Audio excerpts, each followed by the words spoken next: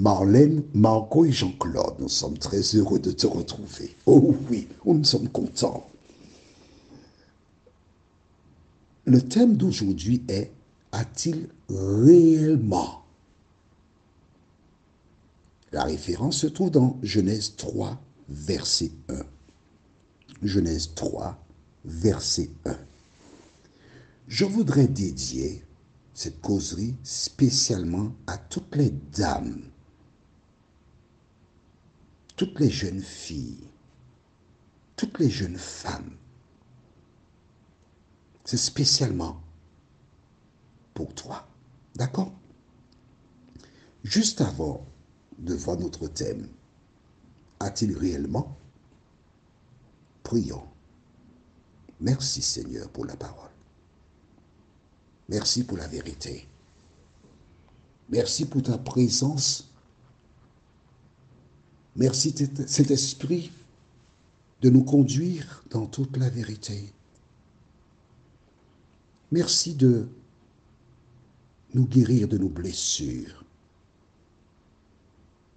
Et merci Seigneur pour ce que tu as déjà fait dans nos cœurs et dans nos vies. Alors que nous prendrons le temps pour continuer notre étude, cet esprit, merci de sceller la parole au nom de Jésus et pour ta gloire éternelle. Amen. Rappelle-toi, Dieu a dit, et nous allons relire le verset dans Genèse 2, versets 15 à 17, ce qui suit. L'Éternel Dieu prit l'homme et le plaça dans le jardin d'Éden pour le cultiver et pour le garder. L'Éternel Dieu donna cet ordre à l'homme: tu pourras manger de tous les arbres du jardin, mais tu ne mangeras pas de l'arbre de la connaissance du bien et du mal, car le jour où tu en mangeras, tu mourras. Je t'ai expliqué précédemment que Romains 6, 23 déclare: car le salaire du péché, c'est la mort. En fait, s'il y a mort, c'est parce qu'il y a péché. Le salaire, c'est la récompense d'un péché. Dans 1 Jean 3, verset 4, nous avons vu: quiconque pêche transgresse la loi, et le péché est la transgression de la loi. Donc, quand Dieu déclara, et je vais relire, pas en modifiant, c'est pour la compréhension. Je lis donc Genèse 2, versets 15 à 17. L'Éternel Dieu prit l'homme et le plaça dans le jardin d'Éden pour le cultiver et pour le garder. L'Éternel Dieu donna cet ordre à l'homme: tu pourras manger de tous les arbres du jardin, mais tu ne mangeras pas de l'arbre de la connaissance du bien et du mal, car le jour où tu en mangeras, tu mourras. Je vais juste, pour ta compréhension, reprendre la fin. Car le jour où tu en mangeras, tu auras fait quoi? Tu auras péché. Pourquoi? Parce que le salaire du péché, c'est la mort. Et parce que tu as péché, tu vas mourir. Est-ce que c'est clair pour toi? Le péché, c'est quoi? 1 Jean 3, verset 4. Quiconque pêche transgresse la loi. De quelle loi s'agit-il? Des 10 commandements. Bien sûr. Comment? Pourquoi? Oh là là. Bon, je t'explique en 2 mots. Écrit dans le cahier, Jacques 2, versets 10 à 12. Jacques 2, versets 10 à 12. Tu as marqué?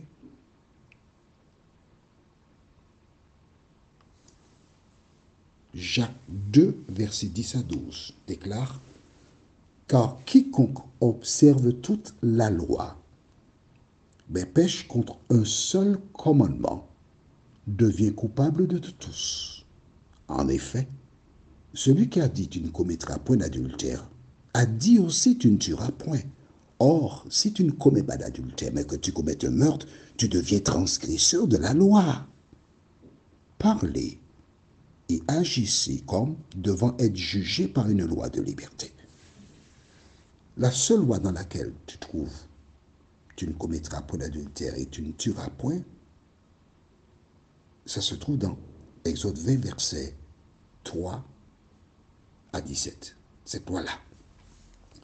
Alors, j'ouvre une parenthèse pour la refermer tout de suite. Alors, quels furent les péchés d'Ève et Adam? Le premier péché qu'elle a commis, Ève. Oui, je peux te le dire. Hein? Je vais te dire... D'accord, je te dis maintenant. Le premier péché qu'elle a commis, Dieu a dit de ne pas manger. Le diable vient et dit, tu peux manger. Elle avait le choix entre la parole de Dieu ou la parole du diable. En suivant la parole du diable, elle a rejeté Dieu. Or, le premier commandement, dans Exode 20, verset 3, Dieu dit, tu n'auras pas d'autre Dieu devant ma face. En écoutant le serpent, elle a rejeté Dieu, elle a choisi le serpent. Donc, c'est son Dieu. C'est le premier péché qu'elle a commis. Il y a d'autres, bien sûr. Alors, aujourd'hui, nous passons directement dans Genèse chapitre 3. Et je lis le verset 1er. Le serpent était le plus rusé de tous les animaux des champs que l'Éternel Dieu avait fait. Il dit à la femme, Dieu a-t-il réellement dit, vous ne mangerez pas de tous les arbres du jardin? Ah, technique de drague. Petite fille, moyenne fille, grande fille, jeune fille, adolescente. Lorsque un jeune homme s'approche de toi, alors maintenant aussi, il y a aussi d'autres types de couples, hein, mais moi je m'adresse au couple, tu sais, tu as compris. Lorsqu'un individu s'approche de toi avec un mensonge, ne lui réponds même pas. Tu as entendu? Je n'ai pas crié derrière toi. Je t'ai parlé. Je t'ai parlé. Dès qu'un individu arrive avec un mensonge, ne réponds pas. Tout ce que tu dois lui dire, je vous remercie pour votre observation. Je vous souhaite une bonne journée. Au revoir, madame, ou au revoir, monsieur. La première erreur qu'elle a commise, c'est celle-là. Parce qu'il est arrivé avec un mensonge. Il les voit passer dans le jardin tous les jours. Il les voit manger. Il sait qu'ils peuvent manger. Sinon, Dieu aurait déjà pris une sanction. Mais qu'est-ce qui se passe? Ils ont mangé les jujubes. Tu ne connais pas les jujubes? Aïe, aïe, aïe, c'est bon. J'ai rencontré Juju ici, et quelqu'un du Marigot, à la Martinique, et me dit qu'elle ne sait pas ce qu'est une jujube. C'est tellement bon. Et les icaques. Aïe, aïe, aïe, aïe, aïe. Il y a des fruits qui sont exquis. Et les surettes cochons. Et voici donc Ève et Adam qui ont mangé des fruits. Ils mangent pas mal. C'est bon. Comment tu trouves ça, chérie? Ah, c'est délicieux. Ils ont mangé des pêches, des nectarines. Aïe, aïe, aïe, aïe, aïe, aïe. Des fraises, des framboises. Et chaque fruit, c'est toujours une découverte, un délice. Magnifique. Mais quand il passe près de l'arbre, il le regarde. Et tout naturellement, écoute, on est sérieux. Mais quel goût cet arbre a-t-il? Il se pose des questions. Et le diable n'est pas loin. Il observe. Il a observé. Il a vu comment ils étaient intéressés. Il a regardé Ève et il a dit, ah, voilà mon affaire. Et voici pourquoi il a été vers elle. Et il a entamé la conversation avec elle. Attention, rappelle-toi, nous avons vu comment l'ânesse de Balaam lui a parlé. Mais bien avant l'ânesse de Balaam, le diable, lui, il a parlé à Ève à travers le serpent. Vois-tu, Dieu utilise des animaux pour parler aux hommes, mais le diable utilise aussi des animaux pour parler aux hommes. Il fait comme Dieu. Il a dit, je vais être semblable à Dieu. Il utilise le même procédé que Dieu. Mais il n'est pas Dieu. Il n'est pas Dieu. Dieu a-t-il réellement dit? À travers son approche, il a présenté un mensonge. C'est un menteur. Alors, il m'est arrivé au cours de l'année 2024 de présenter des pensées du jour. Et à la lumière de certaines circonstances, j'adaptais ces pensées.